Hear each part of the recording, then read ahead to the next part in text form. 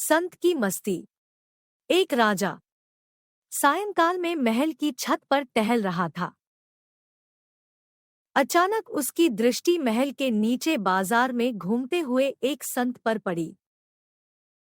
संत तो संत होते हैं, चाहे हाट बाजार में हो या मंदिर में अपनी धुन में खोए चलते हैं।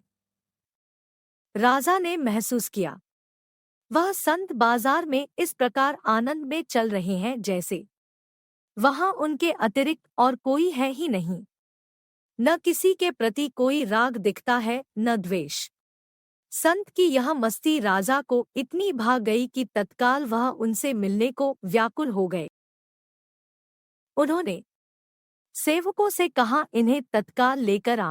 सेवकों को कुछ न सूझा तो उन्होंने महल के ऊपर ऊपर से ही रस्सा लटका दिया और संत को उसमें फंसाकर ऊपर खींच लिया।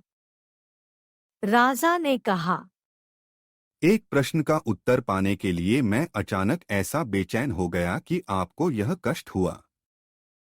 संत मुस्कुराए और बोले, ऐसी व्याकुलता थी, अर्थात कोई गूढ़ प्रश्न है। बताइए क्या प्रश्न है। राजा ने कहा, प्रश्न यह है कि भगवान शीघ्र कैसे मिलें। मुझे लगता है कि आप ही इसका उत्तर देकर मुझे संतुष्ट कर सकते हैं। कृपया मार्ग दिखाएं। संत ने कहा, राजन, इस प्रश्न का उत्तर तो तुम भली भांति जानते ही हो, बस समझ नहीं पा रहे। दृष्टि बड़ी करके सोचो, तुम्हें पल भर में उत्तर मिल जाएगा। राजा ने कहा, यदि मैं सचमुच इस प्रश्न का उत्तर जान रहा होता तो मैं इतना व्याकुल क्यों होता और आपको ऐसा कष्ट कैसे देता।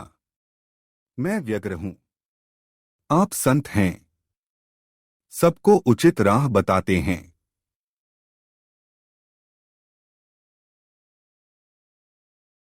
राजा एक प्रकार से गिड़गिड़ा रहा था और संत चुपचाप सुन रहे थे, जैसे उन्हें उस पर दया ही न आ रही हो। संत बोले, सुनो, यदि मेरे मन में तुमसे मिलने का विचार आता तो कई अड़चनें आती और बहुत देर भी लगती। मैं आता, तुम्हारे दरबारियों को सूचित करता, वे तुम तक संदेश लेकर जाते। तुम यदि फुर्सत में होते तो हम मिल पाते और कोई जरूरी नहीं था कि हमारा मिलना संभव भी होता या नहीं। परंतु जब तुम्हारे मन में मुझसे मिलने का विचार इतना प्रबल रूप से आया तो सोचो कितनी देर लगी मिलने में। तुमने मुझे अपने सामने प्रस्तुत कर देने के पूरे प्रयास किए। इसका परिणाम यह रहा कि घड़ी भर से भी कम समय में तुमने मुझे प्राप्त कर लिया। राजा ने पूछा, परंतु भगवान के मन में हमसे मिलने का विचार आए तो कैसे आए और क्यों आए।